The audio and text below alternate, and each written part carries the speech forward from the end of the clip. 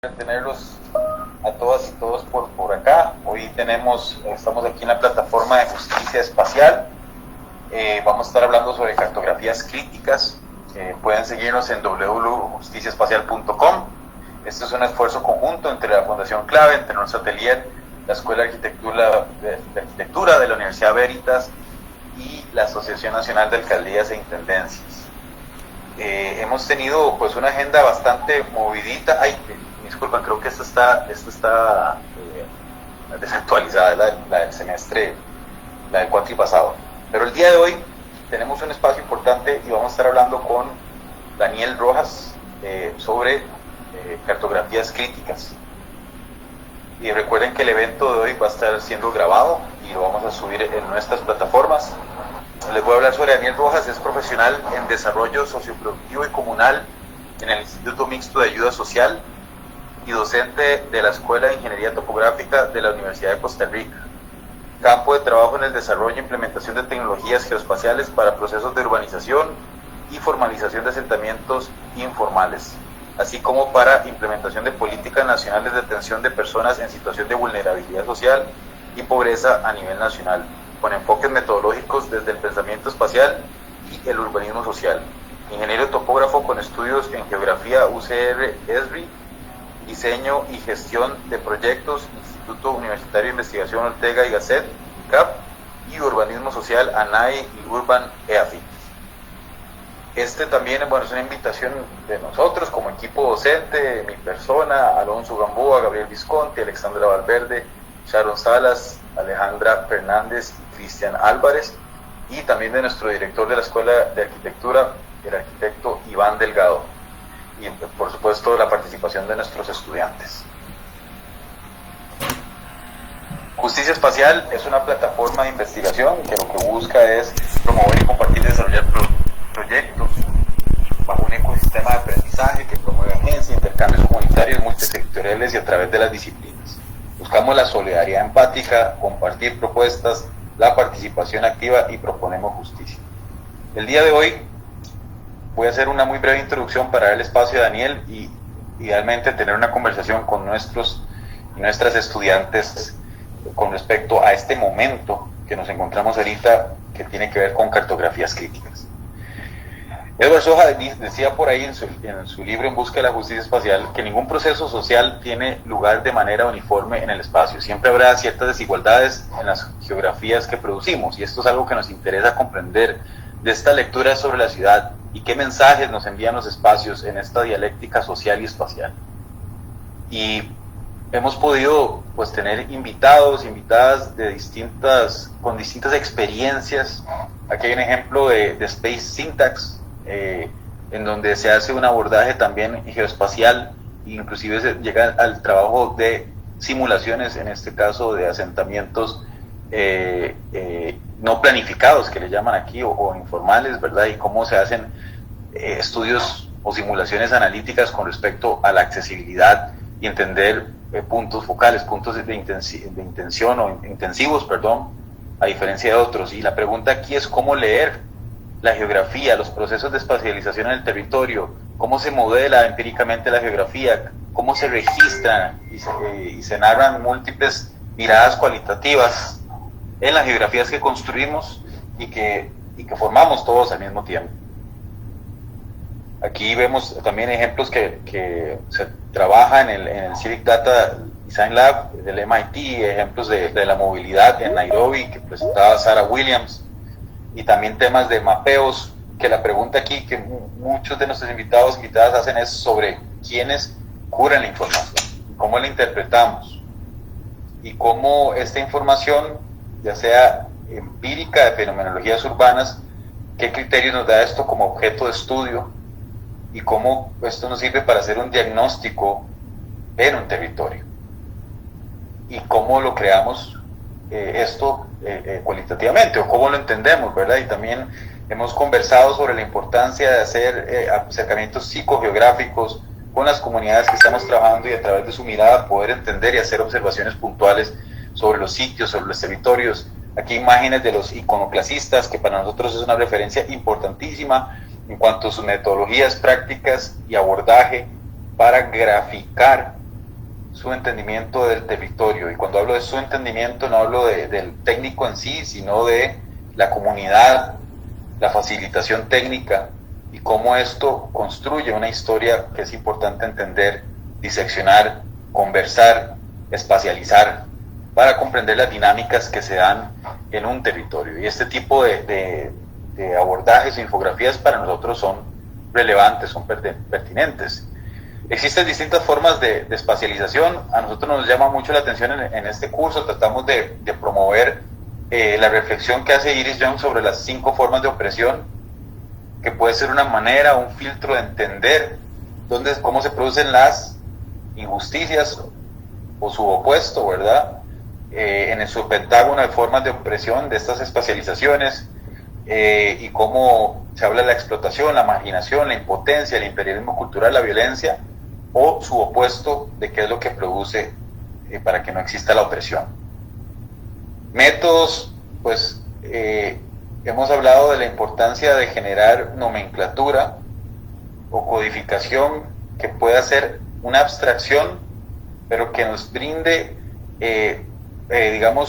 referenciaciones puntuales sobre el territorio para entender lo que sucede. Y aquí hay un video que hizo Arquitectura Expandida que se llama Mapeo al Pedazo, donde ellos utilizan herramientas sencillas de mapeo en línea para contar una historia, una historia de justicias e injusticias sobre un territorio específico, y cómo prendiendo y apagando capas en este video, que estoy pasando muy rápido, se construye una narrativa del sitio, de los bordes, de la ocupación, de la historia, del desarrollo urbano. Ellos le llamaban esto mapeo al pedazo, ¿verdad? Y es una introducción al trabajo que ellos hicieron en el barrio. Pero aquí la importancia también es de la herramienta en sí, como una pieza de comunicación que es curada, e insisto, puede a través de sus distintas capas en el tiempo ir contando una historia. Eso es algo que nos interesa. También por acá una página que se llama spatialjustice.org hablan sobre también pasos importantes a identificar primero dónde sucede los retos en materia de justicia, la información que se colecta, cómo esto se puede disponer en un mapa, dónde se determinan las posibilidades de trabajar un sitio o un entorno específico. Y otro ejemplo que para nosotros es relevante es el Centro de Inteligencia Territorial de la Universidad Adolfo Ibáñez en Chile, donde ellos inclusive desarrollan sus propios indicadores de bienestar, ¿verdad? Accesibilidad, infraestructura, la parte ambiental, socioeconómica. Muchos de estos conceptos son recurrentes y relacionados con los objetivos de desarrollo global, por un lado, pero también con herramientas como, por ejemplo, el manual de diseño participativo con perspectiva de género, o analizar las formas de opresión, o analizar el derecho a la ciudad. Empiezan a haber conceptos que son vinculantes, ¿verdad? Entonces, pues el día de hoy lo que queríamos era, pues eso, invitar a Daniel que nos hable de su experiencia, de su amplia experiencia, y nos cuente un poco cómo él aborda este tema, y ojalá poder tener una conversación posteriormente con todo el equipo y estudiantes y hablar al respecto. Entonces, Daniel, muchísimas gracias por aceptar la invitación y estamos aquí todos dispuestos a escucharte. Saludos. Bueno, muchísimas gracias más bien, Mike, por la invitación, y al resto extiendo al resto del equipo, ¿verdad? Sin duda alguna, las experiencias a nivel nacional con la cartografía, pues estamos casi que en pañales en cuanto a su uso, ¿verdad? Sin embargo, creo que hemos tenido avances bastante importantes en los últimos años, principalmente por políticas nacionales de consideración de elementos territoriales, el desarrollo, por supuesto, de las tecnologías de la información y la comunicación, y en específico los sistemas de información geográfica. Y sin duda alguna, pues han sido herramientas y seguirán siendo herramientas que a nivel mundial pues han ido tomando una potencia bastante importante, y que sin duda alguna, para los procesos que se dan en el territorio, y tal vez muy específicamente para los procesos de ciudad, los procesos urbanos, pues el análisis cartográfico y la inteligencia que se genera alrededor de esta información pues es muy importante. Yo voy a compartirles pantalla, me confirman porfa si cuando ya puedan ver, vamos a ver.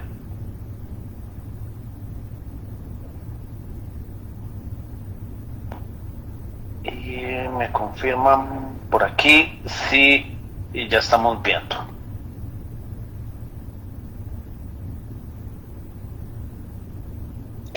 Listo, podemos ver la pantalla perfectamente, Daniel. Excelente, muchísimas gracias. Bueno, un poco lo que yo les quiero comentar es desde la perspectiva del IMAS, del Instituto Mixto de Ayuda Social, que es donde laboro, unos lugares donde me desempeño. Y precisamente yo hoy quiero hablarles a ustedes acerca de la inteligencia geoespacial, cómo los sistemas de información geográfica web resultan una herramienta de apoyo para la planificación y la gestión territorial de las acciones que nosotros desarrollamos cotidianamente. Inicialmente yo quisiera comentarles pues un poco nuestra experiencia en el IMAS. Ha venido desarrollándose en los últimos 5 años.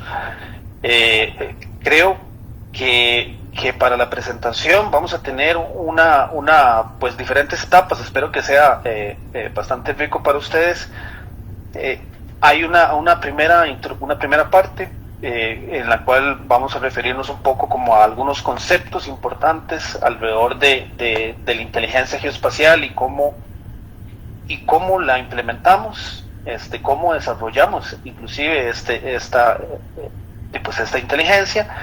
Seguidamente cómo lo estábamos haciendo en el IMAS, y por último pues me gustaría mostrarles esto, ¿verdad? No solo a nivel de que yo se los diga, sino mostrarles cómo lo hemos hecho y algunos de los proyectos que hemos estado desarrollando pues bajo esta línea.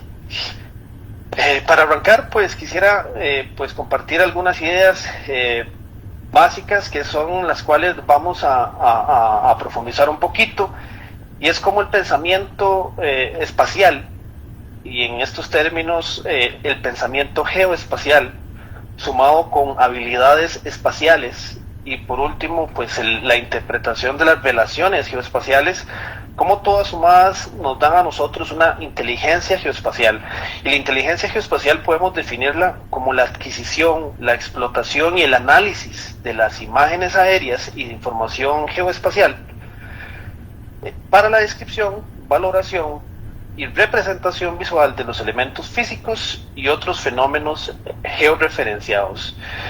La inteligencia geoespacial pues es un concepto que viene desarrollándose principalmente en los Estados Unidos a través del Sistema Nacional de Inteligencia Geoespacial, que es liderado por una institución que es la Agencia Nacional de Inteligencia Geoespacial, en donde ellos han profundizado muchísimo sobre estas tecnologías y sobre su uso ampliamente implementado dentro del aparato estatal de los Estados Unidos. Para ello pues vamos a profundizar en algunos conceptos, y yo quisiera arrancar con el pensamiento geoespacial. El pensamiento geoespacial tiene, digamos, unas bases en lo que es el pensamiento espacial, que son herramientas y desarrollos que veníamos generando alrededor de los sistemas geométricos, y cómo la geometría nos ayuda a representar pues diferentes elementos de la realidad, pero también cómo el pensamiento espacial pues nos lleva a nosotros ya en su ámbito profesional a un pensamiento geográfico que supone, además de los elementos geométricos, una consideración humana, ¿verdad? Los elementos sociales, políticos, económicos y hasta culturales. Y cómo alrededor del pensamiento espacial y sus principios, pues nosotros podemos ir abordando ciertas temáticas desde un punto de vista metodológico. Para ello es importante arrancar con conceptos del territorio. Estos conceptos del territorio son importantísimos, basados en la geometría, ¿verdad? Sistemas de coordenadas, el tema de la Tierra, ¿verdad? Que es una esfera realmente. ¿Qué pasa cuando hacemos mediciones en esta línea, y cómo representamos esta información justamente a través de las herramientas adecuadas para los intereses, ya sea planos, ya sea mapas, ¿verdad? Y un elemento importantísimo de este pensamiento espacial recae también en los procesos de razonamiento del territorio. Ideas básicas alrededor de esto, pues si tenemos un terreno, ¿verdad? Tenemos mapas, podemos analizar curvas de nivel, podemos analizar los diferentes planos que hayan, tanto el horizontal, vertical, perfiles. Estos conceptos son claves en nuestras profesiones, arquitectura, las ingenierías, la misma geografía, las ciencias físicas tienen que tener estos elementos de pensamiento espacial, y con ese componente geográfico pues vamos a ir desarrollando un pensamiento geoespacial en donde estos principios son fundamentales y a lo largo de todos los desarrollos que se vayan a ir generando. Y precisamente para poder nosotros masticar todos estos conceptos del pensamiento espacial y geográfico, la ciencia nos habla acerca de las habilidades espaciales. En un documento de unos autores, Lee y Bernat, en cuanto a los efectos de los aprendizajes del pensamiento espacial, ellos destacan los sistemas de información geográfica como una herramienta que nos permite desarrollar estas habilidades. Estas habilidades vienen siendo visualización espacial, la orientación espacial, en donde nosotros podemos, además de visualizar situaciones en el territorio, podemos ubicarnos, podemos generar direcciones, entre otras cosas. Y por supuesto, uno de los elementos más importantes viene a ser las relaciones espaciales. Cómo los diferentes elementos que nosotros estamos analizando, integrados, operan entre sí. Cómo se relacionan uno con otro son de los elementos tal vez más importantes de estas habilidades espaciales, y hoy en día los sistemas de información geográfica vienen a ser una herramienta muy importante para este fin. En ese sentido también es muy importante considerar la evolución que ha tenido un poco estos sistemas, y cómo hoy en día consideramos los sistemas de información geográfica, tal vez más allá de un software, como toda una implementación. Y en este momento yo hoy les voy a hablar muchísimo acerca de los sistemas de información geográfico web, cómo nosotros los utilizamos, y sería muy importante que ustedes conozcan también un poco de qué se trata. Los sistemas de información geográficos web no solo son programas, sino que es todo un enlace. Es un enlace dentro de los contenidos y la información geográfica que nosotros vayamos a ir generando, cómo podemos ir almacenándolo alrededor de servidores y pues eventualmente pues crear portales, la nube, ¿verdad? En donde esta información sea accesible para muchas personas, tanto profesionales que estemos trabajando en esto, como para los mismos comunidades, para que puedan ser partícipes de los procesos, o usuarios de consulta, ¿verdad? Hoy en día pues creo que tenemos diferentes mecanismos de cómo acceder a la web, y justamente la información que se genera, la cartografía que nosotros vayamos a ir construyendo, pues debe tener estas facilidades también en cuanto a su acceso y el consumo. Estas habilidades espaciales también son muy importantes desde un punto de vista de relaciones. Estas relaciones llevan procesos de adquisición y desarrollo de procesos cognitivos muy especiales. Reconocer distribuciones, identificar patrones en donde nosotros podamos ver la organización del espacio, las jerarquías que se presenten pues en este ámbito, y por supuesto el establecimiento de asociaciones y correlaciones que se vayan a dar entre fenómenos que todos tienen una distribución espacial. Gersmel en el 2006 hace un análisis neurológico de las ciencias geográficas y cómo se requieren desarrollar habilidades espaciales, que es lo que estábamos comentando, y él hace muy puntualmente 8 modos neurológicos de cómo abordar el pensamiento espacial. Y hay elementos de comparación, ¿verdad? Cómo podemos comparar lugares, las zonas de influencia, ¿verdad? Es decir, cómo un fenómeno pues afecta en su de manera directa y de manera indirecta un territorio, un espacio, cómo podemos ir analizando la regionalización, ¿verdad? Cómo generamos zonas específicas alrededor de esto, la jerarquía de los elementos, que si por ejemplo también consideramos el tema de escala, ¿verdad? Cómo vamos trabajando a diferentes escalas y cómo transicionamos dentro de estas mismas escalas, ¿verdad? Haciendo énfasis también en las analogías, ¿verdad? Como estos procesos que nosotros vemos en algún sitio pues tienen relación con procesos en otro sitio o con las dinámicas propias del lugar, de manera que nosotros podamos ir estableciendo ciertos patrones y estos patrones podamos ir asociándolos a los diferentes elementos que estamos considerando. Estas relaciones geoespaciales son importantísimas para nosotros poder realmente sacarle provecho a la información cartográfica. Todos estos conceptos que tal vez estoy repasando así muy rápidamente son muy importantes a la hora de considerar realmente la inteligencia que se va a ir desarrollando alrededor del territorio.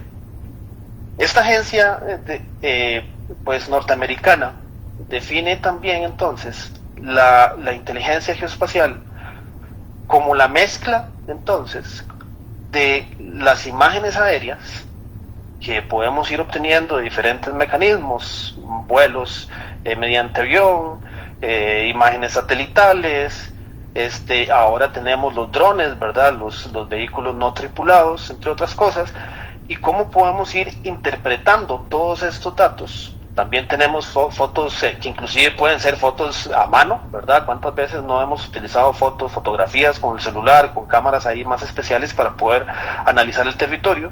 Eso sigue siendo parte de estos principios de la inteligencia geoespacial y la información geoespacial, los diferentes productos que se vayan generando. De una u otra manera, la inteligencia geoespacial viene a ser la combinación entonces de todos estos elementos en función de productos informativos que nos ayuden a nosotros a tomar decisiones.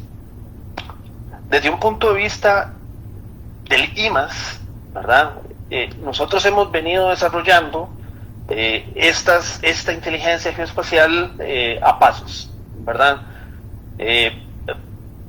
Tanto así, nosotros arrancamos en la institución con hojas de Excel, con planos impresos, con bases de datos un poco obsoletas y robustas, en la cual eventualmente fuimos desarrollando toda una plataforma tecnológica que nos ha permitido hoy contar con un sistema de información geoespacial, el SIG-IMAS.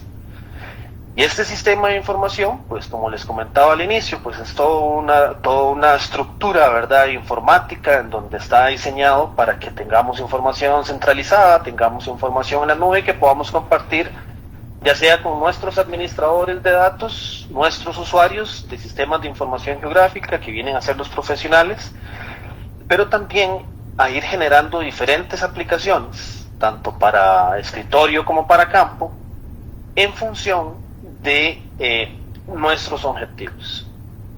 Y en ese sentido, desde el IMAS hemos venido desarrollando pues algunas líneas de trabajo alrededor de esta inteligencia geoespacial en tres aspectos importantes. El primero, pues políticas públicas, ¿verdad? Cómo los conceptos del territorio, cómo la información que tenemos, pues vamos trasladándola a la toma de decisiones de gestión de política pública, considerando elementos territoriales.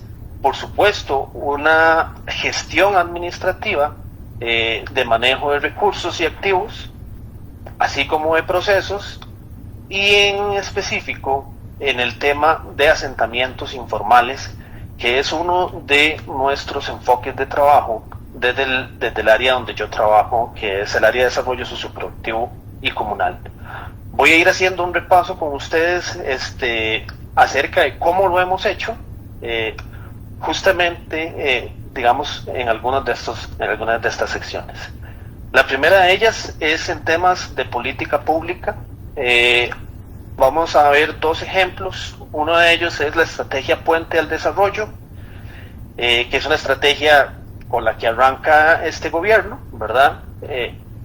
Y una política nacional de cuidados, que es algo en lo que hemos estado trabajando y esperamos que sea de gran apoyo también para la comunidad. Entonces les voy a compartir, vamos a ver, me confirman por acá, si ya estamos viendo, esto es una de las, voy a recargar este sitio.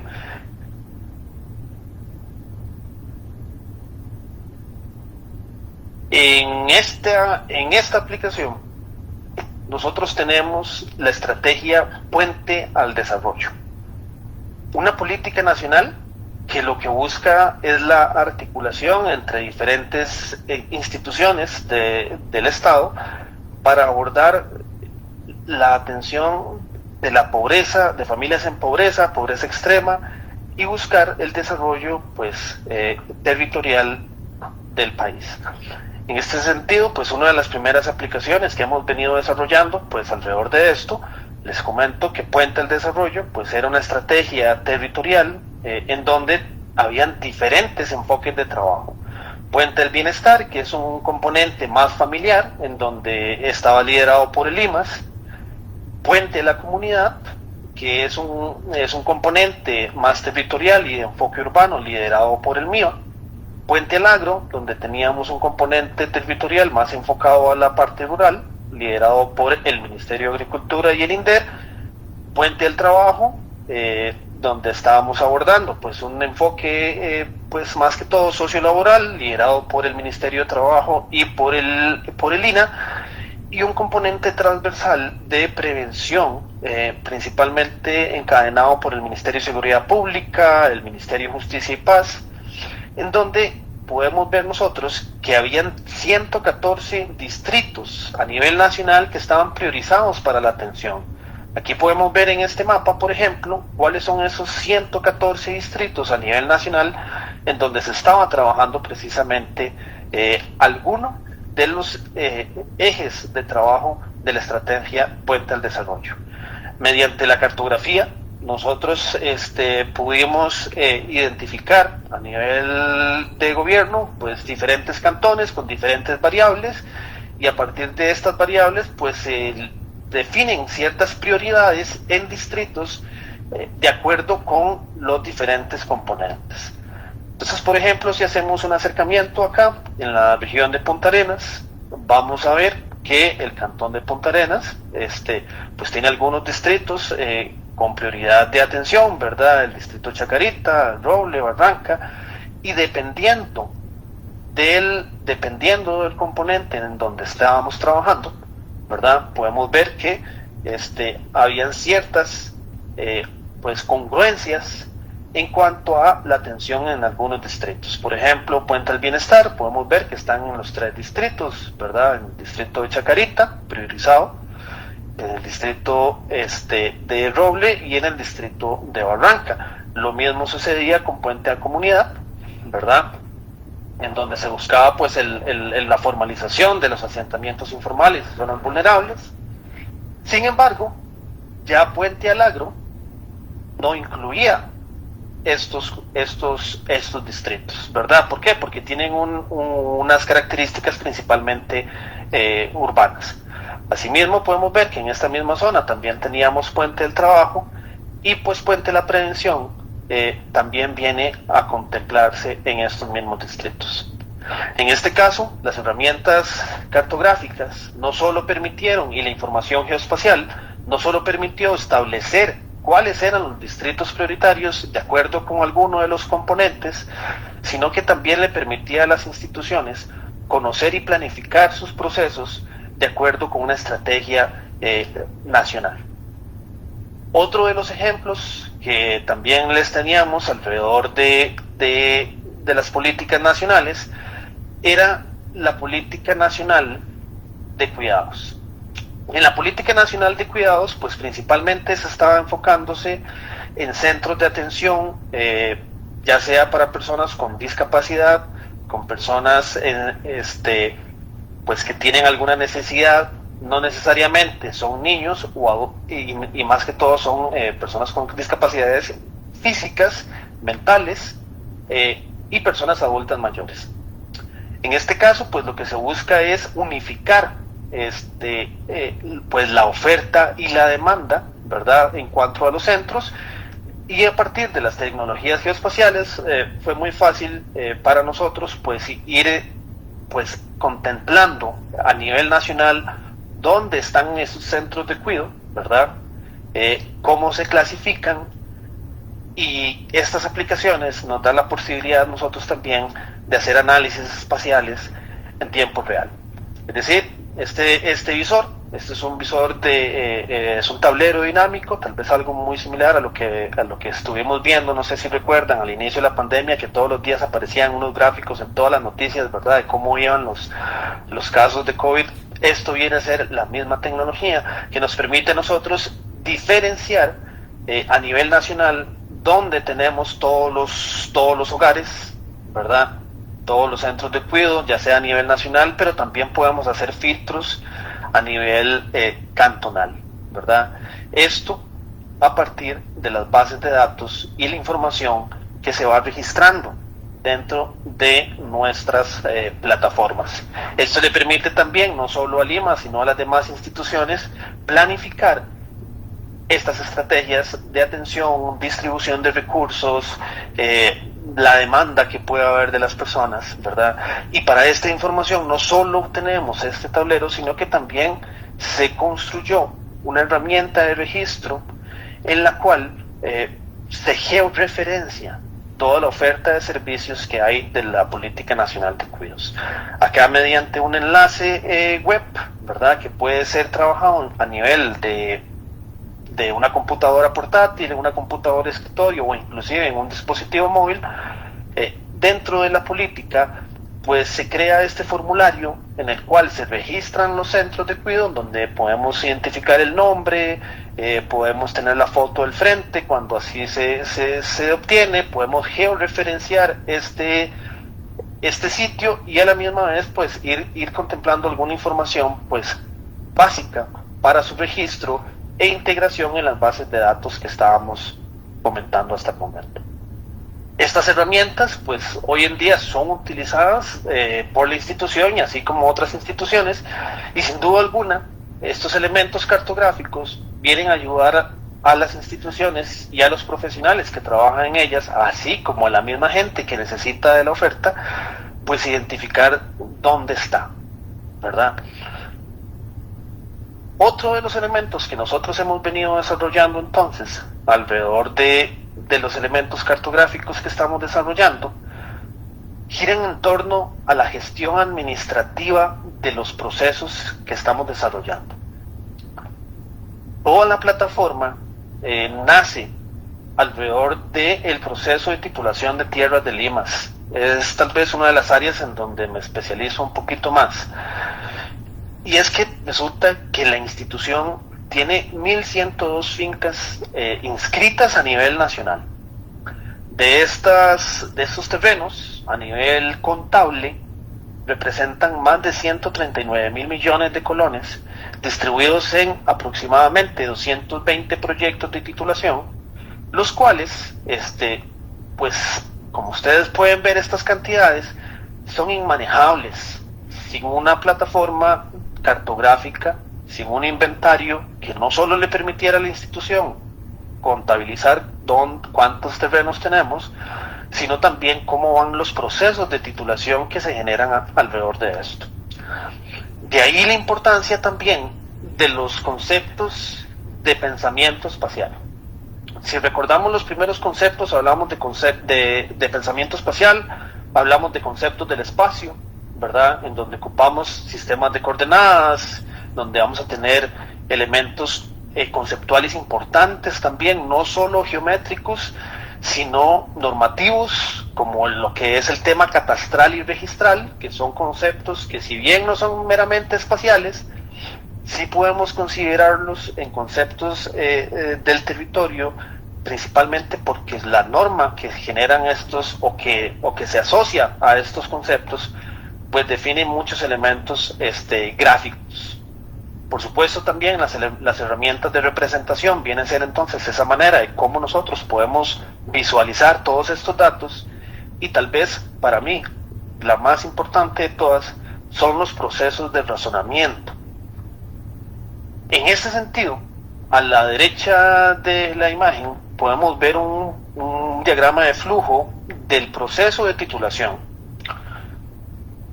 Las herramientas que nosotros desarrollamos, y no solo como herramientas o como tecnología, sino los procesos de construcción de cartografía y del análisis de la cartografía que hacemos desde una perspectiva de inteligencia geoespacial, deben responder a procesos, tienen que tener un objetivo y tienen que tener una razón de ser, no solo por crear mapas, ¿verdad? No solo por crear mapas o por crear información que se vea bonita, ¿verdad?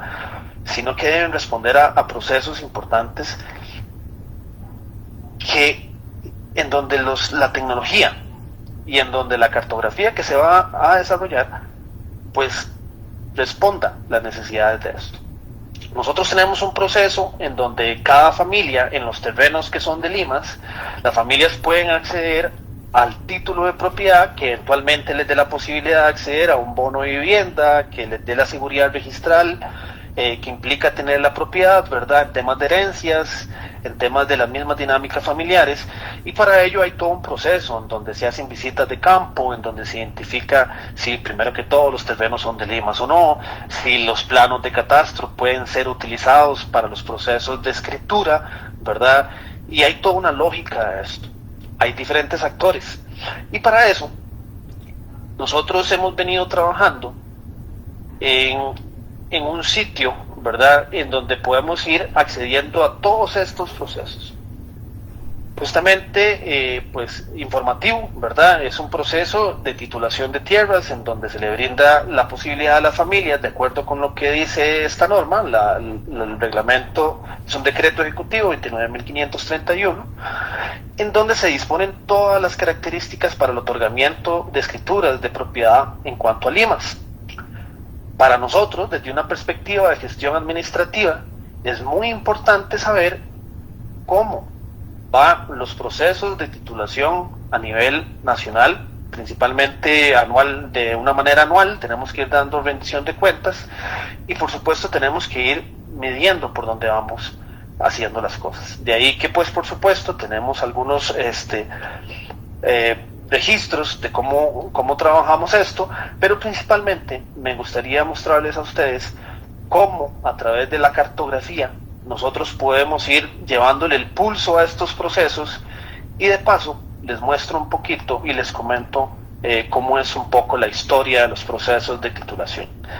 A nivel nacional ustedes pueden ver todos esos diferentes puntitos que están ahí, esas son las visitas que se han desarrollado a lo largo de los últimos tal vez 3 años, ¿verdad? Cuando ya la plataforma ha estado operando de manera continua, en donde están dándose diferentes situaciones y procesos de titulación. Si yo me voy para el área de Punta Arenas, que estábamos visualizando antes, justamente acá, en Chacarita, en El Roble y Barranca, vamos a visualizar toda esta cartografía que está acá.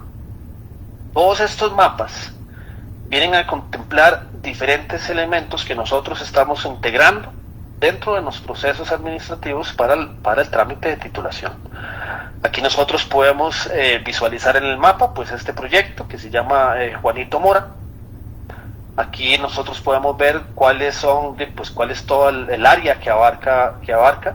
Si hacemos un acercamiento, el mapa, ya la cartografía, ¿verdad?, nos va a nosotros a tirar diferentes tipos de resultados. Por ejemplo, acá nosotros podemos ver en naranja todos los terrenos que siguen siendo propiedad de limas, y ya con color blanco pues podemos ir visualizando cuáles de estos terrenos ya se traspasaron, ya se les tituló, sea a la municipalidad o a las familias, y también nos permite entonces identificar y planificar como institución cuáles son aquellos terrenos en los cuales todavía nos queda pendiente un proceso de titulación.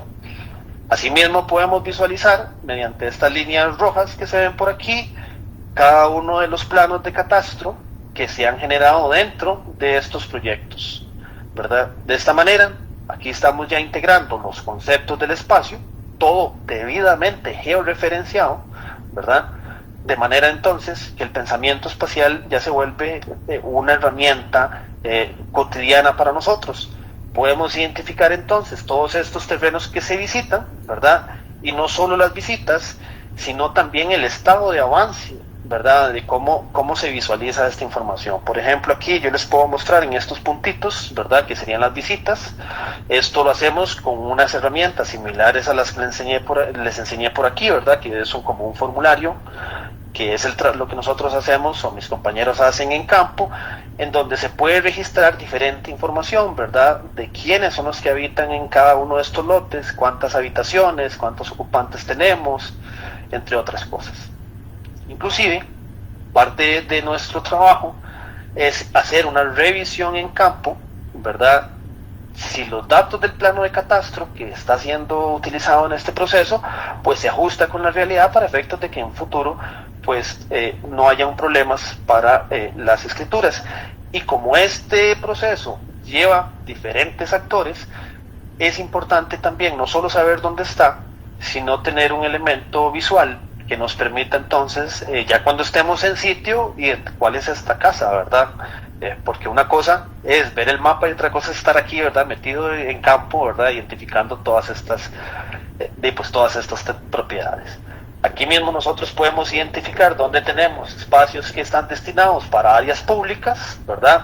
Lo cual en muchos casos pues resulta también pues como parte de los asentamientos informales o irregulares, ¿verdad? Según dice la normativa, de cómo también pueden estar invadidos y cómo hay procesos entonces de reasentamiento que hay que trabajar en estos espacios con destino municipal.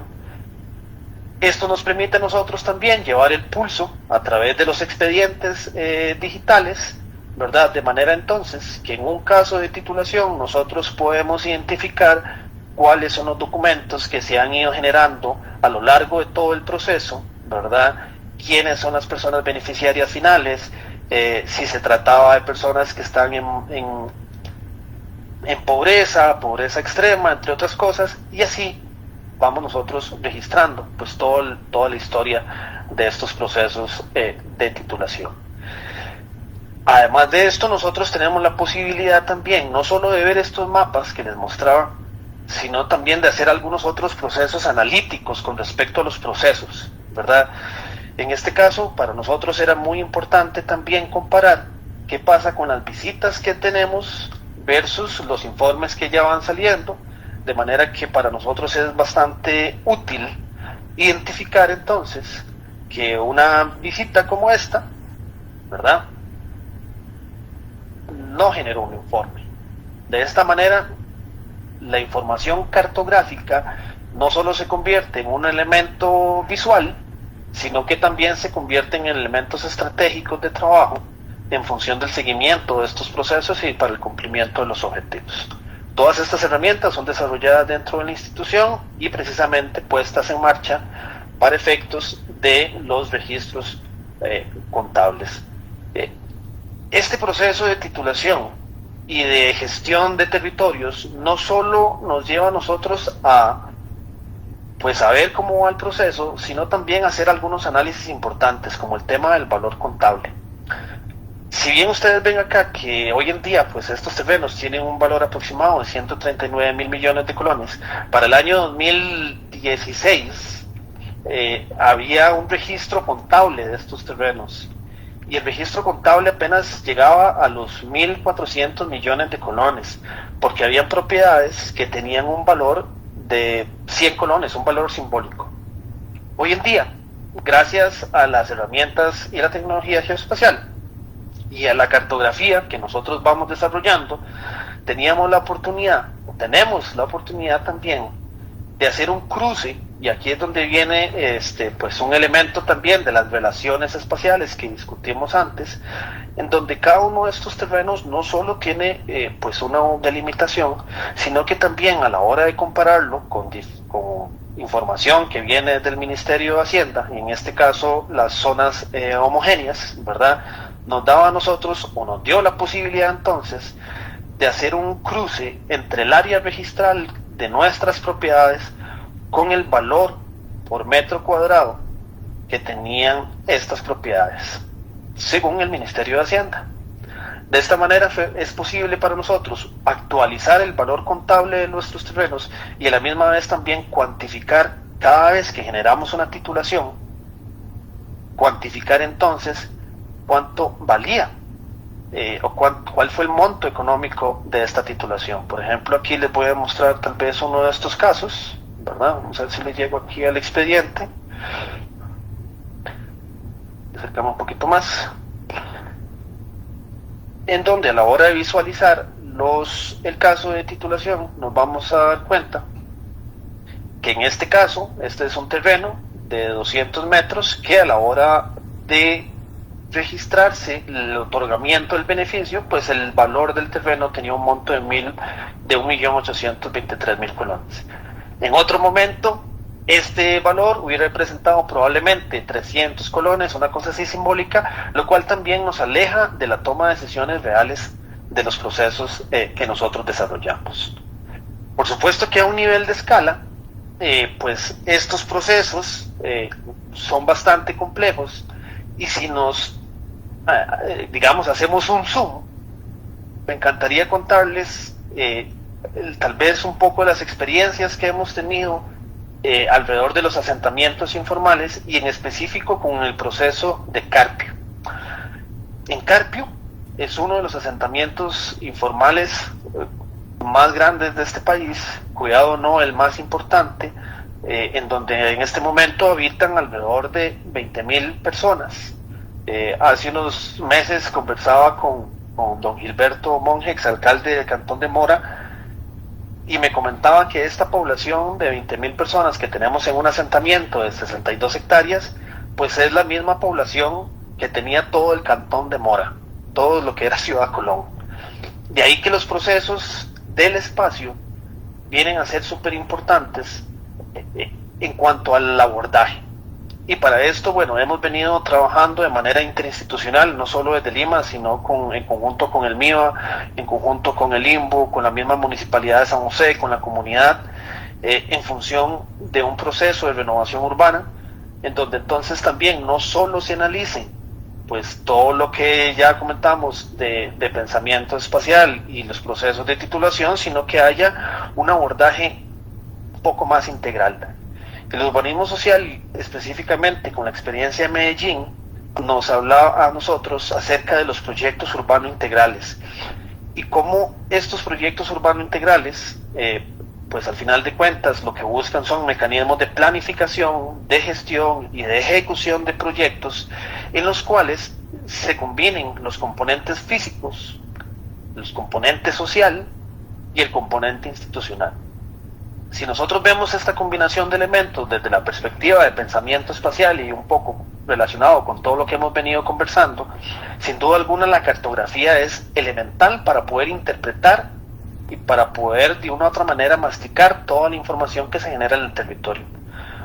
En este proceso que hemos tenido en Carpio, pues se han desarrollado múltiples proyectos, y dentro de uno de estos ejercicios que hemos venido trabajando, pues como les decía, la renovación urbana, que ha venido siendo toda una faena en cuanto a una metodología, digamos que inexistente en la normativa nacional para la formalización de asentamientos informales basados en estos principios de los proyectos urbanos integrales. Y para eso también, pues por supuesto, hemos venido desarrollando pues diferentes procesos y diferentes encadenamientos con otras organizaciones y con las mismas comunidades. En este momento estamos viendo acá, tal vez en la imagen del centro, pues todo un esfuerzo comunal con organizaciones de la sociedad civil. Aquí después Mike les contará un poquito más sobre esta experiencia, este gran megaproyecto ahí en Carpio, que se llama Cueva de Luz, lo que es IFAIS, y justamente como alrededor de esto también hemos venido trabajando en la formalización del asentamiento, no solo para generar más proyectos como estos, sino para que las mismas familias sean propietarias de los terrenos donde viven, puedan acceder a todas las cosas que pues les comentaba anteriormente, pero desde una perspectiva distinta, ¿verdad? No solo desde el componente institucional, que es donde se ha venido desarrollando esto, ¿verdad? Sino integrando otros elementos físicos y sociales, los cuales indiscutiblemente son abordados con cartografía. En este momento vemos la delimitación del asentamiento Carpio, ¿verdad? Aquí en el mapa tenemos un mapa inicial con la organización comunal, ¿verdad? Cada uno, este asentamiento que tenemos aquí, que es Carpio, tiene ya subzonas, y cada zona tiene su organización comunal, con su respectiva estructura jurídica, con sus respectivos procesos individuales y procesos sociales muy particulares, y estos elementos tienen que ser considerados en los procesos de formalización y de renovación urbana que se quieren contemplar. No todos los sectores tienen pues, representantes comunales que tengan tal vez las mismas ideas, y el respeto por esta idiosincrasia, digamos, por cada uno de los sectores comunales, pues era importantísimo. Como nosotros como organización estatal no conocíamos el detalle de esta técnica hasta de esta digamos regionalización, ¿verdad?, que había desde una perspectiva social, y el conocimiento de esta información ha resultado clave para la coordinación de los diferentes procesos que estamos trabajando aquí. Otro de los elementos que podemos identificar rápidamente aquí en el mapa, pues fue un alineamiento fluvial que se hizo con el INBU, en donde pues tenemos que respetar la zona de protección del río, y esto inmediatamente nos tira y nos arroja a nosotros pues datos interesantísimos y preocupantes en cuanto a la cantidad de familias que tenemos dentro de estas zonas restrictivas, en donde no se puede, bajo la normativa nacional, no se puede formalizar ni generar ningún tipo de tenencia de la tierra formal. Esta información pues también es clave para la definición de los procesos. Otro de los elementos que podemos ver aquí conforme nos acercamos en el mapa es la presencia de una red vial aprobada. Para esto se hizo un gran trabajo con la municipalidad, con el cuerpo de bomberos, con el INBU, con el Ministerio de Vivienda, para efectos de identificar, de acuerdo con los parámetros normativos que nos decía la municipalidad, cuáles carreteras o cuáles calles podían entonces ser consideradas como parte de la red vial formal de Carpio. Aquí nosotros podemos ver tal vez si me vuelvo aquí a la presentación, podemos ver el plano final, ¿verdad? El plano que se aprobó por parte del Consejo Municipal, en donde se definieron y se clasificaron todas las calles en 3 categorías. Categorías que vamos a ver por acá, categorías que son calles que iban a tener un doble sentido vial, según el ancho existente, calles con un solo sentido vial, y calles que iban a tener nada más pasos peatonales. Aquí nosotros podemos ver justamente en este sector, colindando con la parte del río Virilla, ¿verdad?, al norte del asentamiento, como todas estas callecitas que se ven por acá no fueron incluidas como parte de la red vial oficial, ¿verdad?, debido a diferentes situaciones. No solo el hecho de que estaba la zona de protección, lo cual implica que hay que hacer un análisis específico en este sector para el tema de formalización, sino que también habían condiciones físicas. Como ustedes pueden ver, el hacinamiento que se ve acá no son condiciones que nos permitían a nosotros pues generar escrituras. De una u otra manera también podemos ver acá todos estos procesos en donde se identificaron y se van generando también los mismos procesos de titulación que les mostraba antes, cuáles terrenos ya se entregaron a las familias, cuáles terrenos faltan por titularse, y precisamente nosotros estamos trabajando en este momento en este sector, en el sector Pro Desarrollo se llama, alrededor de la escuela, que fue todo un trabajo también, en donde estamos haciendo los planos de catastro para efectos de poder ir pues generando escrituras para las familias. Nos queda todo el resto del asentamiento, ¿verdad? Y justamente son estos procesos de articulación interinstitucional, el plan proyecto de renovación urbana, que es algo que estamos trabajando ahorita, de manera que nosotros podamos tener una hoja de ruta de cómo abordar esto. Pero no solo elementos físicos, ¿verdad? Les dije que el abordaje que nosotros venimos haciendo, donde tenemos un componente físico, que lo estamos viendo en este momento, donde tenemos un componente institucional, ¿verdad?, en donde cada institución pues va poniendo sus parámetros en la mesa, llámese la MUNI, llámese el cuerpo de bomberos, entre otras, sino que también tenemos unas dinámicas de la comunidad que fueron mapeadas pues en lo que se conoce un poco como procesos de cartografía participativa, ¿verdad?, en donde mediante sesiones de trabajo en medio de pandemia, sesiones de trabajo virtual, logramos hacer una identificación de algunos elementos interesantes con la comunidad.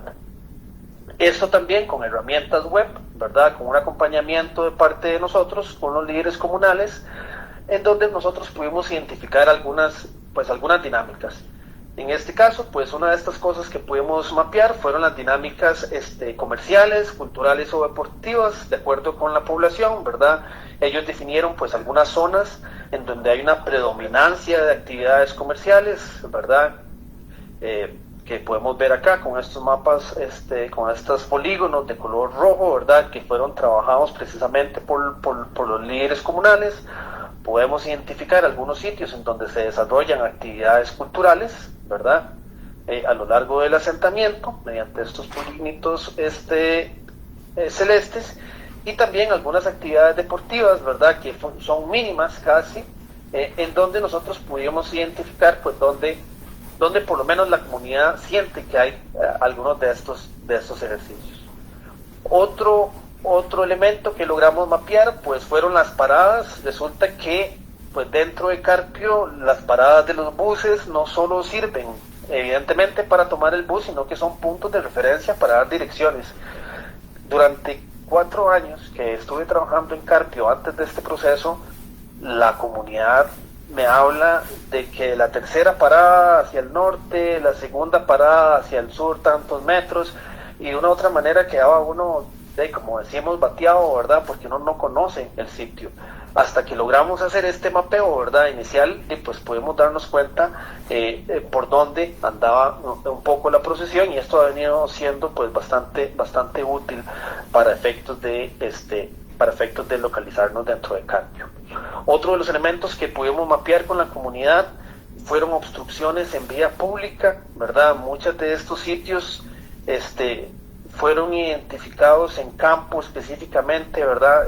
Cada uno de los líderes y lideresas comunales estuvieron con sus dispositivos móviles mapeando elementos que ellos veían, ¿verdad? Como posibles riesgos, ¿verdad? De obstrucción de vías.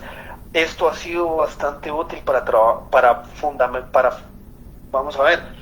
sostener con la municipalidad o fundamental de la MUNI la necesidad de la comunidad por la intervención de espacios públicos, ¿verdad? Y eso ha sido importantísimo también. Puntos de contaminación, ¿verdad? También logramos, pues, tal vez en menor manera, identificar algunos puntos muy específicos en donde se estaban concentrando, pues contaminación, llámese contaminación de pues, botaderos principalmente. Y también identificamos otro mapa muy importante, que es con el cual hemos venido trabajando con el AIA y con la municipalidad también, en cuanto a problemas con las aguas, que es uno de los temas tal vez que más roncha genera a nivel de la comunidad, lo cual también fue bastante importante porque pudimos evidenciarlos, ¿verdad? Donde habían problemas de aguas hervidas, ¿verdad? Aguas sanitarias. Logramos identificar muchos puntos donde teníamos problemas de inundación por las aguas de lluvias, ¿verdad? Imagínense que este tramito que se ve acá, que estoy marcándoles, se llama la calle, o la gente le conoce la calle de la Laguna, porque resulta que en este espacio de acá, pues, esto es como lo que se conoce un sink, ¿verdad? Como un drenaje natural. Aquí la calle agarra para abajo y aquí también agarra hacia abajo, y todas las aguas se empozan aquí. Todos estos elementos no son, digamos, de conocimiento de las instituciones, hasta el tanto no se logró mapear cada uno de estos espacios con los líderes comunales, elementos que han sido sumamente importantes hoy en día para ir ideando estrategias de abordaje interinstitucional. Y otro de los elementos que también pudimos mapear con la comunidad fueron algunos puntos de inseguridad. Esto fue todo un tema de discusión, ¿verdad? Por el tema de ventas de drogas, de asaltos, entre otras cosas. Y bueno, esta información también fue posible mapearla, ¿verdad? Inclusive ya después con la misma fuerza pública en Carpio, pues hemos establecido algunos enlaces, ¿verdad? Para poder tratar de masticar esta información con ellos y eventualmente hacer algunas estrategias de cómo trabajar esto en sitio. Pero además de los elementos de índole social, para nosotros fue muy importante dentro de este proceso también hacer un análisis de las vías existentes, y esto es algo que les quiero mostrar muy rápido. Se hizo no solo para este proyecto en Carpio, sino para otros proyectos, y con esto me vuelvo un tirito por acá. El Colegio Federado de Ingenieros y Arquitectos, por ahí del 2014-2015, estuvo desarrollando una metodología para la clasificación de proyectos en donde se requieren trámites o procesos de titulación. Y justamente nosotros, en el IMAS, quisimos aplicar esta metodología. Se lo voy a mostrar aquí rápidamente, en donde se clasificaban en 4 tipos. Los proyectos en donde ya estaban listos para titularse, es decir, para generar escrituras, los casi listos, los no listos y los que no son aptos. Esto fue un ejercicio que estuvimos desarrollando durante el año anterior y que no hemos concluido, ¿verdad? Hemos trabajado una primera etapa de campo en donde se hizo un análisis de infraestructura de cada uno de los siguientes parámetros: planos de catastros para poder tramitar escrituras, si había cumplimiento de los criterios técnicos urbanos, llámese planes regulador, etcétera, zonificación, entre otras cosas. Teníamos infraestructura urbana, aceras, calles, sitios comunales, espacios públicos, y si habían infraestructura de servicios básicos. Todo este trabajo lo desarrollamos a lo largo y les comento por acá, lo hemos venido haciendo en 240 proyectos de titulación a nivel nacional, y este proceso implicó en campo algunas cosas, o nos dio diferentes elementos interesantes como estos que vamos a mostrarles por aquí. En todos los proyectos de titulación del IMAS, Carpio incluido, hicimos un análisis de las vías, un análisis con profesionales de ingeniería que tenemos nosotros, por dicha, ingenieros civiles, ingenieros en construcción, en donde cada una de estas calles no solo fue mapeada con cartografía, ¿verdad?, sino que también le pudimos asociar una gran cantidad de información a esto. ¿Cuál es el ancho máximo? Si teníamos aceras, si cumple o no cumple con los requisitos, si tenía cordón y caño, y por supuesto fotos. Aquí nosotros justamente esta fotografía es en el centro, digamos, del hueco que se hace en la calle. Aquí podemos ver cómo se ve un poquito a mayor nivel, ¿verdad?, en esta foto. Aquí podemos ver otra foto, digamos, un poco más extendida, y una foto, digamos, hacia el otro lado de la calle.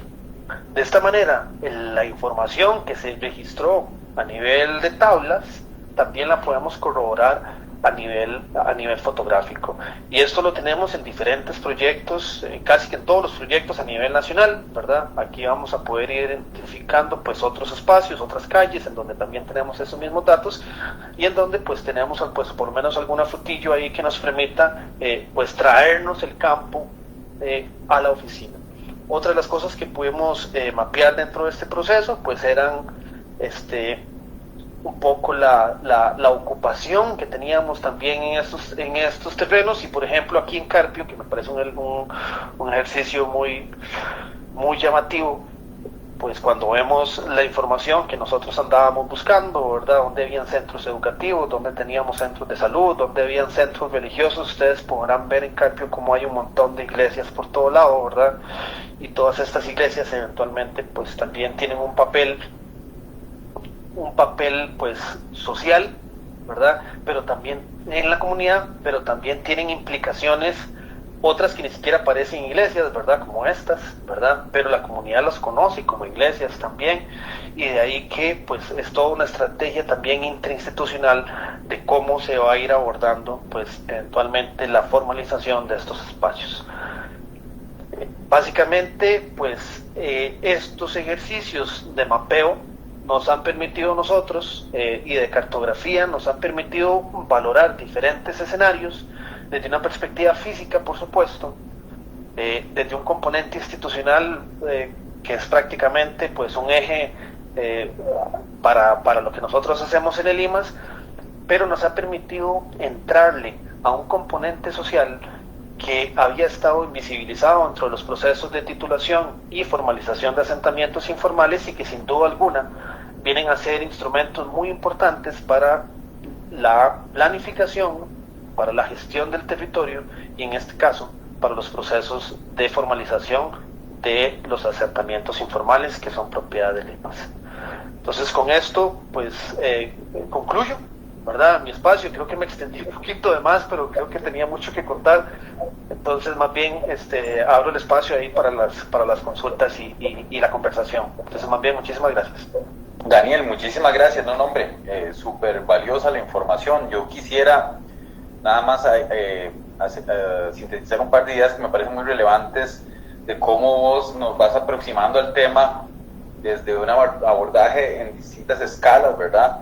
Y probablemente nosotros en este ejercicio que hacemos académico nos enfocamos más en la última, cuando presentaste el buen trabajo que has estado haciendo en Carpio, y es aquí donde también sale el tema del consenso, los acuerdos urbanos, ¿verdad? A la hora inclusive de trabajar el sistema SIG con la P, ¿verdad? SIG, el Sistema de Información Georreferencial Participativo, ¿verdad? O geográfico participativo, o sea que es aquí donde lo que no es visible se empieza a visibilizar, y eso es un trabajo importantísimo que permite extrapolar información y validar en el campo temas que son reconocidos por los habitantes, ¿verdad? Y que tienen esa sensibilidad, como bien vos decías, para desde hablar de puntos de referencia como las paradas o a puntos de inseguridad que pueden ser luego revisados dentro de otras dinámicas, ¿verdad? Al final ese cruce de información es valioso. Yo creo que otra cosa que hemos visto constantemente en esta secuencia, en esta sesión de charlas de cartografía crítica, era algo que Juan Carlos Vargas hablaba sobre cómo navegar la complejidad, ¿verdad? O lo que no conocemos en ciencia cierta, y es aquí donde empiezan a ver el cruce entre disciplinas, ¿verdad? Para poder entender las dinámicas de esos territorios, y algo que también vuelvo a decir que vos mencionaste ahora, que es cómo volver visible lo invisible, algo que también Sarah Williams lo comentó en su momento, ¿verdad? Entonces, pues es parte del espíritu, ¿verdad? De lo que implica hacer este tipo de ejercicio de dinámicas. Entonces, Daniel, de verdad, muchísimas gracias, y abro el espacio. Aquí tenemos a Nelson con la mano levantada. Adelante, Nelson. Muchas gracias. Primero de todo, y felicitar por el trabajo que han hecho. La verdad, me sorprendió todo este tema, la ventaja de las herramientas tecnológicas en todos estos procesos, ¿verdad? Cómo facilita. Una de las dudas que tenía es que, bueno, vos estás comentando que muchos de los puntos que fueron marcados en estos mapeos que ustedes estuvieron realizando fueron trabajados junto con la comunidad.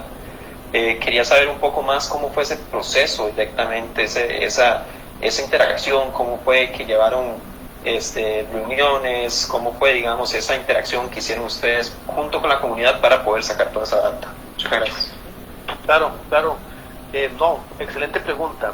Mira, Nelson y equipo, nosotros alrededor de este proceso de Carpio hemos venido trabajando interinstitucionalmente y se ha montado, por así decirlo, un modelo de gobernanza muy interesante. Nosotros trabajamos ahorita lo que se llama una comisión interinstitucional en Carpio.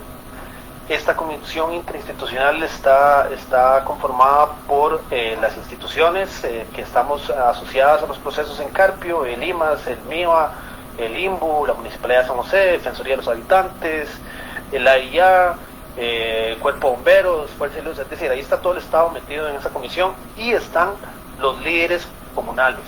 Los líderes comunales forman parte de esta comisión interinstitucional. Dentro de Carpio, como vieron en el mapa, hay 9 sectores. Cada sector tiene sus propios líderes comunales y tienen una organización también, una asociación de asociaciones, por así decirlo. Todos ellos son parte de este espacio de trabajo. Entonces fue, digamos, que de una u otra manera el lugar adecuado para nosotros poder plantear la necesidad, ¿verdad?, de mapear elementos que no estaban siendo visibles, y ahí fue donde se dio este espacio con ellos. Entonces casi que con cada líder comunal, ¿verdad?, de cada sector, coordinamos ya específicamente fechas, cuándo íbamos a ir, quiénes de la institución íbamos a estar yendo, y fue bastante, digamos, ágil esa logística mediante este espacio de trabajo interinstitucional. Tal vez en otros escenarios que estamos desarrollando, en que no tienen la misma estructura que Carpio, el enlace es en campo. Es decir, llegamos a sitio, justamente estamos haciendo esto en Liberia, de hecho la otra semana voy para allá porque vamos a arrancar un proceso muy similar, en donde entonces vamos a coordinar directamente con los líderes comunales en campo, empezamos a analizar mapas, empezamos a ver la información que nosotros tenemos territorial, y a partir de eso pues empezamos también allá a escucharles, ¿verdad?, en estas sesiones de trabajo, y tratar de identificar cuáles son esas necesidades que ellos tienen, y eventualmente ir generando pues los procesos de cartografía específicos ya con ellos y con las herramientas. Tuvimos diferentes sesiones en donde se les explicó cómo se utilizaban los instrumentos, cómo se accedía a la información, ¿verdad? Ya después en campo ellos vieron cómo lo estábamos generando nosotros, y después eventualmente pues vieron también cuáles fueron los resultados. Entonces el trabajo fue, digamos, bastante pesado, pero en sesiones muy puntuales con la comunidad. Hay que tener esa paciencia, ¿verdad? Hay que tratar de traducir lo que uno dice en lenguaje técnico a lenguaje un poco más coloquial, ¿verdad? Entonces de ahí ese fue un poco el proceso que nosotros llevamos con ellos. Muchas gracias. Con gusto. Gracias, Nelson. ¿Alguna otra pregunta o comentario?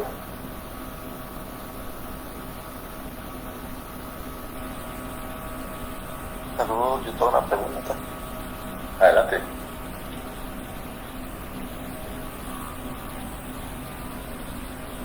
Saludos, buenas noches, yo tengo una pregunta. Adelante. Sí, adelante. Buenas noches.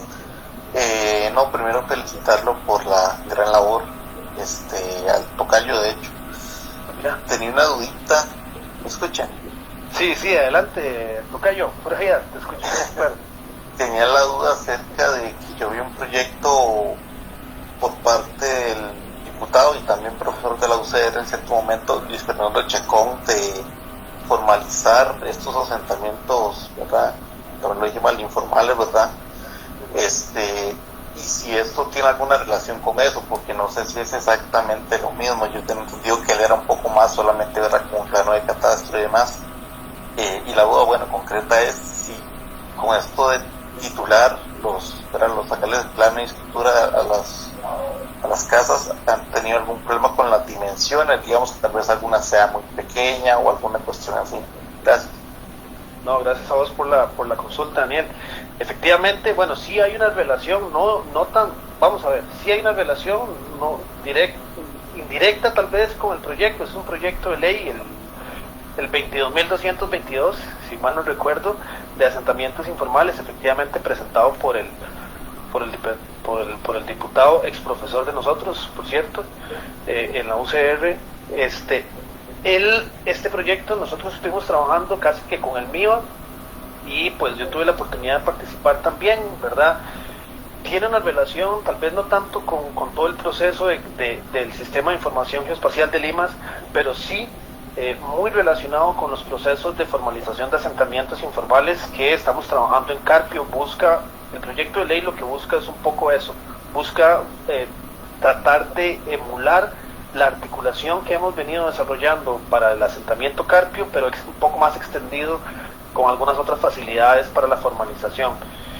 En lo que respecta a los lotes, efectivamente, para nosotros era muy importante contar con una herramienta cartográfica que nos permitiera analizar la información de estos lotes. Una de las cosas que no les mostré, pero que es sumamente útil, es que nosotros podemos realizar medidas con una regla dentro de estas plataformas, en las cuales podemos analizar las dimensiones. Por eso, en el diagnóstico que nosotros estamos haciendo de proyectos, el componente de los criterios técnicos urbanos era importantísimo, porque cada asentamiento va a estar ubicado en cierta municipalidad, y esa municipalidad pues va a tener dimensiones mínimas para los lotes, esto tiene que ser considerado como parte de las estrategias de titulación, que es lo que nosotros hacemos, y derivado de esto, no todos los terrenos puede hacérsele un plano individual, ¿verdad? Eso lo estamos viendo en Carpio precisamente, y lo que estamos haciendo es generando entonces lo que se llama un proceso de reajuste de lotes, de ajuste de terrenos, en los cuales pues podamos entonces unir diferentes de estos lotes que son muy pequeños con otros lotes para eventualmente pues desarrollar proyectos de vivienda tal vez de menor escala, ¿verdad? Lo que se llaman hoy también viviendas de los BUIs, ¿verdad? De uso sostenible, de manera que pues podamos dar alguna otra solución, ¿verdad? Entonces es un poco lo que hemos estado haciendo alrededor de este tema de las dimensiones de lotes, ¿verdad? Trabajando lo que es el reajuste de terrenos. Sí, gracias. Con mucho gusto, Dani. Gracias a los Danieles. Los dos son rojas y todo, qué vacilón. Sí. De hecho, hasta ahorita que lo hemos conocido de la universidad. Los dos somos topógrafos. Sí, Bueno. No, perfecto. No, muchas gracias por participar. ¿Alguna otra pregunta o comentario?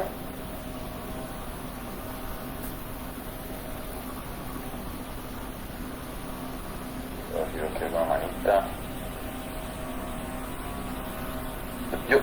Bueno, aquí hay una mano levantada, me parece. Alison, adelante.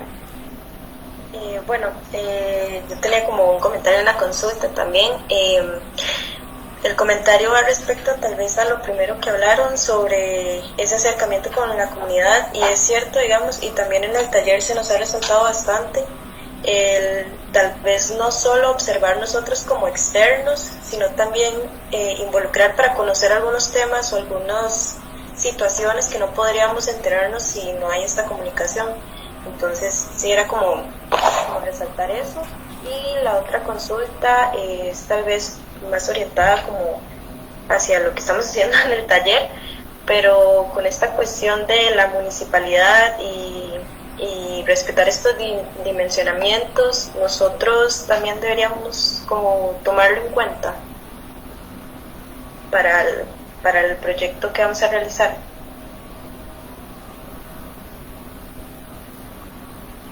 Alison, tal vez creo que faltaría un poquito más de contexto, me parece, como tomar en cuenta qué municipalidad o dónde es que están trabajando. O sea, tal vez si puedes darle más detalle a esa pregunta, por favor.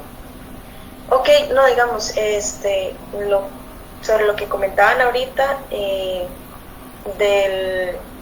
se me fue la palabra, pero como las reglas de las municipalidades, sabemos que en cada sitio se construye de manera diferente, hay una altura máxima, una ocupación del terreno, entonces la consulta iba como a que si debemos tomar en cuenta todas estas reglas para aplicarlas en nuestro proyecto, o si esto no influye tanto en lo que vamos a estar haciendo en el taller.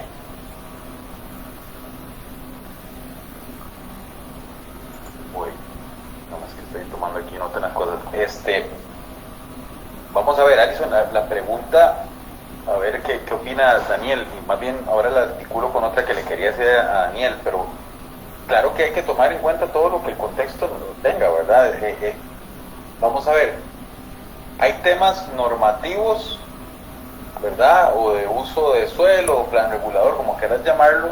Hay temas que a veces solo son como la tropicalización de otros lugares y se tratan de aplicar sin la sensibilidad que tiene el sitio, o sensibilizarse hacia las dinámicas que tiene el lugar. Por eso el trabajo de Daniel es tan importante en Carpio, y por eso cada vez más creo que hubo una reforma también del plan urbano, si no me equivoco, donde permite hacer excepciones en asentamientos informales precisamente por esto, pero no podemos desconocer la normativa, o sea, para cambiarla hay que conocerla. Entonces, si hay temas normativos que no permiten una dinámica social y espacial adecuada, que es donde ahí hay que revisar esa normativa y ver qué podemos proponer informadamente para cambiarla si es necesario o trabajar con ella. No llegar de primera instancia y decir desconocerla, o no, desconocerla sería un desacierto, es como palabras muy simples, es ignorancia, ¿verdad? Ser ignorantes, no conocer ¿cómo vamos a proyectar algo si ni siquiera conocemos lo básico, que lo regula, lo norma? Eso es importante, pero después de ahí, ver qué reto asumimos, qué posición, pero esto se construye con los verdaderos protagonistas que son los habitantes del sitio y ver si esa normativa facilita, limita.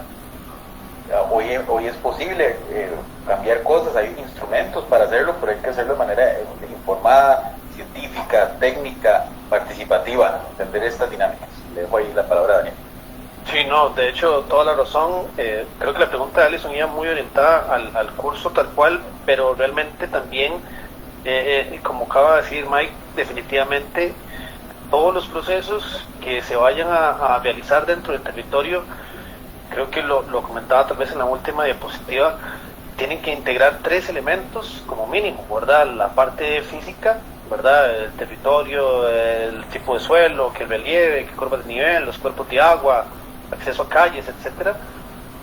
Tiene que contemplar, por supuesto, este componente social, ¿verdad? Estas dinámicas urbanas que se presentan, la visión de la misma comunidad, de los habitantes, de los vecinos, también de donde estamos trabajando, ¿verdad? Un poco las zonas de influencia, la directa, indirecta, pero el elemento institucional es también importantísimo, ¿verdad? Es importantísimo porque hay normas urbanas que son, digamos, a veces hasta lapidarias, ¿verdad? De que tal vez podemos tener el mejor proyecto, pero si la normativa urbana no lo permite, pues pum, hasta ahí llegó, ¿verdad? Entonces, de una u otra manera, la integración de estos 3 aspectos es clave, ¿verdad? Siempre, no solo para proyectos urbanos, creo que para otros procesos también, ambientales, etcétera, todos estos elementos deben ser considerados. Y Daniel, quisiera como ampliar un poquito ahí en algo, y es una pregunta, comentario hacia vos, me gustaría mucho conocer tu opinión. Cuando hacemos este espacio, esta plataforma, este curso que tiene que ver con justicia espacial, las principales referencias bibliográficas que uno se encuentra, como no sé, Edward Soja y su libro Busca de la Justicia Espacial. Soja es un geógrafo, ¿verdad? Y empieza uno a seguir viendo que David Harvey, y empieza uno como a meterse y seguimos siempre haciendo relaciones a la geografía. Y cuando hablamos desde una escuela de arquitectura, ¿verdad? En donde nuestra principal preocupación, o una de nuestras principales preocupaciones, es el espacio, pero conforme más nos sensibilizamos hacia el espacio, nos damos cuenta que nuestro quehacer y nuestro ejercicio es totalmente, bueno, primero interdisciplinario, ¿verdad? Requiere de insumos multidisciplinarios y requiere de meternos en la parte transdisciplinaria, ¿verdad? Entonces empezamos con esos prefijos a buscar muchas posibilidades de cruzarnos, porque si no, solo nos remitimos al objeto construido y a la construcción de discursos hasta muy introspectivos de cómo se construyen esos objetos, pero realmente se desconectan totalmente de una relación con su contexto, con su entorno, las personas, y como vos decías ahora, la parte física, social e institucional. Entonces, mi pregunta, perdón ahí toda la antesala, pero yo creo que uno de los principales retos de esta plataforma es poder co-crear la definición de espacio y cuál es el aporte que nosotros hacemos desde la arquitectura, que puede llegar hasta la planificación urbana, y cómo buscamos coyunturas, ¿verdad? Porque siempre, me parece, mi percepción muy personal, es que el aporte desde nuestra disciplina hacia el entendimiento de esto, de la justicia en el espacio, es muy pobre, ¿verdad? Y nos remitimos al objeto construido, que yo sé que tiene un aporte, tiene un valor, pero el objeto construido en sí es como decir de ciudades llenas de edificios pero sin personas. Eso no es una ciudad, eso es un montón de armatostes puestos ahí, ¿verdad? Pero lo que le da la vida a la ciudad son las personas. Lo mismo sucede con las edificaciones, si sus habitantes no son nada, nadie las va a percibir ni apreciar. Entonces creo que hay una deuda importante desde nuestra disciplina, y me gustaría desde el enfoque tuyo disciplinar, ¿dónde ves vos que la arquitectura y la planificación urbana puede aportar mucho? Me gustaría escuchar como desde tu lado de la barrera, ¿cómo lo ves? Mira, vos acabas de decir algo que para mí era clave, casi que me las robaste las palabras en este sentido. si bien, bueno, ustedes me hacen la pregunta desde el punto de vista de la arquitectura y desde la planificación urbana, ¿verdad? Sin embargo, yo como ingeniero, yo soy ingeniero topógrafo y también geógrafo, ¿verdad? Tengo pues una visión también desde esta otra trinchera, ¿verdad? Y sin embargo, una de las cosas tal vez, o al menos desde muy personal, para mí creo que esto es uno de los primeros tal vez errores, inclusive, en el sentido de que si bien muchas veces se ha buscado pues la interdisciplinariedad, ¿verdad? Que tengamos ingenieros, que tengamos arquitectos, que tengamos por allá gente del área social, ¿verdad? Etcétera. Alguien por ahí decía, no recuerdo en este momento el autor, pero decía también que, bueno, donde tenemos equipos interdisciplinarios, no necesariamente es como el mejor escenario, ¿verdad? Porque vamos a tener, tal vez, desde esa perspectiva, tal vez tan simple, vamos a tener 5 o 6 o 10 puntos de vista diferentes de la misma situación y no necesariamente es eso lo que ocupamos, ¿verdad? Es decir, yo lo podré ver como un ingeniero topógrafo que me dedico a planos de catastro nada más, y entonces tal vez puedo verlo desde un punto de vista de lotes, planos, tema de registro, etcétera, punto, y hasta ahí llego, ¿verdad? Que si el plan regulador me dice que el área mínima, por ejemplo, el Carpio, el plan regulador me dice que el área mínima que yo puedo catastrar es de 100 metros cuadrados. Bueno, desde el punto de vista catastral, la decisión es muy sencilla. Hacemos planos de 100 metros cuadrados para arriba y vámonos, ¿verdad? Si hay un lote más pequeño, lo pegamos con el de la par y ya no mide menos de 100, ahora van a medir más de 100 porque son 2 lotes juntos, pero se hizo un solo plano y problema resuelto. Pero socialmente es eso lo mejor. Desde el punto de vista de arquitectura, tal vez como construcción de un edificio, va a ser eso lo mejor. Desde el punto de vista de planificación urbana, será eso también lo mejor, desde un punto de vista social, económico, entre otros. En ese sentido, pues creo que vos dijiste algo muy importante, que era la transdisciplinariedad. De una u otra manera, creo que estos problemas no son atenientes a una profesión específica, ¿verdad? El territorio, así como los ciudadanos de ellos, puede ser estudiado, pero mi vecino no, y los dos vivimos en el territorio y los dos tenemos situaciones, tenemos las situaciones diferentes y vivimos diferentes cosas dentro del mismo espacio. De ahí que mi percepción un poco está en ir un poco más allá de las profesiones. Si bien por supuesto todos hemos estudiado o estamos estudiando pues alguna carrera que nos va a generar alguna especificidad, pero tal vez en la experiencia que hemos tenido nosotros desde Lima, y muy personal, pues a mí me ha tocado, pues por supuesto con conocimientos de topografía y catastro, abordar este tema.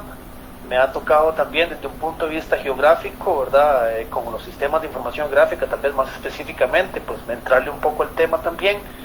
Pero me ha tocado me ha tocado trabajar leyes, hay que leerse normativa, ¿verdad? Entonces hay que sentarse y hacer un poquito papel de abogado también. En este trabajo pues hemos venido desarrollando mucha tecnología, por lo tanto también me ha tocado trabajar mucho con los informáticos, hacer programación, entre otras cosas. De ahí que tal vez el consejo que podría yo dar un poco es de abrirnos un poquito más a escuchar otras, tal vez a salirnos del pensamiento de nuestras profesiones exclusivamente, ¿verdad? Y tratar de abordarlo de una perspectiva un poco más humana, ¿verdad? Es decir, sentir un poco las necesidades de la gente, sentir qué pasa si yo estuviera viviendo ahí en ese escenario, y abordarlo tal vez desde ahí. De una u otra manera, pues ya cada uno tendrá sus fortalezas, inclusive como profesional. No todos los arquitectos piensan igual, no todos los arquitectos, no todos los ingenieros, topógrafos pensamos igual. Entonces de una u otra manera creo que es importante rescatar eso, ¿verdad? Darle una perspectiva un poco más humana al asunto y sin duda alguna considerar pues abrirse un poco a las visiones de otros profesionales, de otras profesiones, pero sin encasillarnos tanto. Creo que donde nos encasillemos en una profesión, creo que ahí mismo sesgamos un poco nuestros lentes de cómo visualizamos las cosas, y creo que por ahí puede ser uno de los tal vez pues principios, ¿verdad? Abrirnos un poquito más transdisciplinariamente a estos procesos y sin duda alguna pues tener una calidez humana más importante, ¿verdad?, en estos procesos de asentamientos informales, por lo menos. Claro, y vos sabés, Daniel, que yo siento que el instrumento del mapeo, ya sea como se defina, independientemente de cómo se utilice, esa herramienta se convierte en una excusa lindísima para cruzar disciplinas. Yo eso es lo que he notado también recientemente en los últimos años, que de alguna manera estas cartografías críticas que tratamos de celebrar de una manera más empírica y participativa, etcétera, se convierten en vehículo para tener conversaciones con las poblaciones, entre disciplinas, ¿verdad?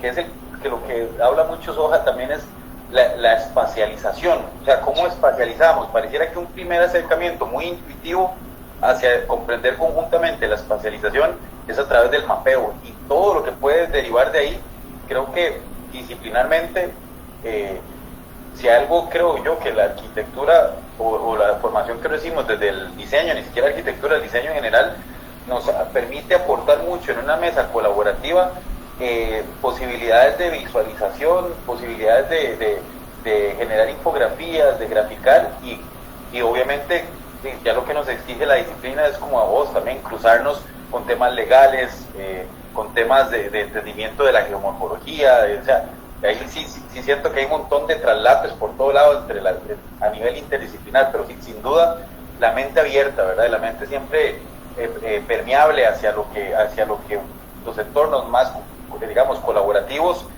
y menos sesgados nos ofrecen, ¿verdad? Hoy en día. Claro, hay un geógrafo bien interesante que he estado estudiando un poco, Rafael de Miguel. Este señor es profesor en Zaragoza, ¿verdad?, España, doctor en geografía. Él habla un poco acerca de los procesos digamos, de aprendizaje, ¿verdad?, con respecto del pensamiento espacial. Si bien nuestras profesiones, ¿verdad?, ingenierías y arquitectura, tiene un componente de pensamiento espacial muy importante, el pensamiento espacial de una otra manera también requiere un conocimiento geográfico. Y ese conocimiento geográfico es esta parte que comentaba antes de la diferenciación entre el pensamiento espacial, que es nada más de geometrías y estos conceptos, digamos, tal vez más abstractos o gráficos del espacio, pero la integración de los componentes sociales.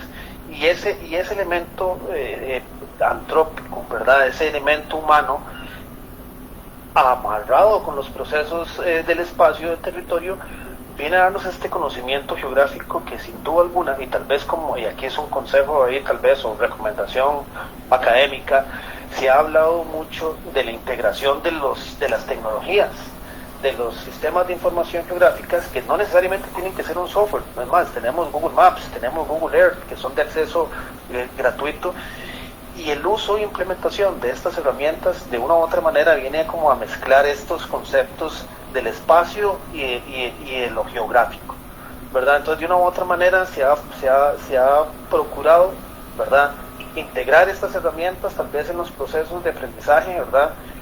Y creería yo que puede ser una estrategia también, ¿verdad?, de como herramienta. Al final de cuentas no es una ciencia en sí misma, sino el uso de sistemas de este tipo, sino son herramientas para canalizar todas estas necesidades que hemos venido hablando, ¿verdad?, visualizar los problemas. En un mapa podemos representar lo que sea, todo lo que sucede pasa en algún lugar, ¿verdad?, todo. Y a partir de eso, pues podemos empezar a generar, pues, de conocimientos espaciales y conocimientos geográficos que sin duda alguna vienen a fortalecer tal vez nuestros procesos ya más puntuales, diseño de una urbanización, el diseño de una casa, la planificación de una ciudad, entre otras cosas. Entonces creo que la integración de estas tecnologías viene a ser, no solo porque son chivas y porque nos dan resultados muy importantes, sino también porque nos ayuda a facilitar un poco el digerir estos procesos y estas relaciones geográficas que se dan en el territorio. Claro, ¿no? Y vieras que hay nuevos retos. Escuchando, un día estaba Juan Carlos Vargas dando una capacitación a funcionarios del MIVA y del IFAM, y él hablaba sobre estos temas, hablaba sobre el juego que se llama SimCity, ¿verdad? Sí. Que hoy en día hay ciudades que están utilizando esta tecnología, donde los mismos alcaldes o gobiernos locales ponen los retos en el juego y entonces a través de miles de usuarios en línea, proponiendo situaciones para resolver esos retos, ¿verdad? Entonces se entiende más el por qué ciertos valores de tierra, ciertas dinámicas socioeconómicas, etcétera. Entonces, definitivamente, si algo me queda clarísimo con el SIC y el PEL participativo, es que estas plataformas digitales nos permiten estar muchísimo más conectados y permiten ver la información más en tiempo real, hay más transparencia, ¿verdad? Hay más accountability, ¿verdad? Sí, exacto, entender lo que está sucediendo, quiénes están poniendo esta información y todo eso, sin duda, como viendo apuntadas, la tecnología está abriendo espacios de colaboración e intercambio de información súper valiosos, ¿no? Buenísimo. Y esto nos introduce también a otros conceptos muy chéveres y tal vez de moda, como lo es también pensando en la parte constructiva, pensando en el BIM, ¿verdad? De una u otra manera, los sistemas de información gráfica también son la base de esto, ¿verdad? Los conceptos del espacio, información asociada a estos terrenos, ¿verdad? O a la parte gráfica, de una u otra manera también nos vienen a introducir en estos conceptos. Entonces creo que son sin duda algunas tecnologías que tenemos que ir asimilando un poquito más, ¿verdad? Ya no son tan específicas, ¿verdad? Ya vemos cómo se usan hasta para temas epidemiológicos, ¿verdad? Con la pandemia, en fin, es decir, creo que eso es una de las cosas muy importantes que quería yo destacar tal vez de todo este espacio, que nos atrevamos un poquito más, ¿verdad? A usar los sistemas de información, no solo para procesos de pedir comida en Uber Eats o de ir a un lugar a otro, ¿verdad? Con Uber, sino de empezar a traernos estos procesos que nosotros estamos haciendo a la realidad digital de una u otra manera, que nos habilite interpretar la información de mejor manera, ¿verdad? Entre más criterios o más elementos estemos considerando y más rico sea nuestro análisis, ¿verdad? Ya lo vimos desde el punto de vista social, físico e interinstitucional. Entre más información tengamos, más difícil es manejarla también, ¿verdad? De ahí que los sistemas de información nos dan una posibilidad bastante importante de cómo gestionarla, ¿verdad? No solo para procesos gráficos, sino inclusive inventarios y tablas, y es como tener un Excel con mapas asociados, digamos. La potencia de esto es bastante importante, entonces creo que es algo que tenemos que aprovechar. Gracias, Daniel. Más bien ahora fui yo el que me abusé, ¿verdad? Porque ya nos pasamos del tiempo tuyo. Más bien muchas gracias por no, para nada. Por darnos el espacio. Yo por mí seguiría hablando. Me parece que este tema es fundamental para la evolución también de nuestro oficio, desde la arquitectura. Son temas importantísimos para la evolución disciplinar, y entonces espero que sea la primera de muchas, Daniel, que vamos a tenerte en este espacio. Con muchísimo gusto. Excelente el trabajo que estás haciendo, y no, yo no sé si habrá otra pregunta o comentario. A ver aquí. Pareciera que no. Pareciera que estamos por el día de hoy. Entonces, Dino, estimado, muchísimas gracias, que pasen muy buenas noches y estamos en contacto, entonces, pura vida. Igualmente, buenas noches a todas y todos, muchísimas gracias por la atención y bueno, espero volver.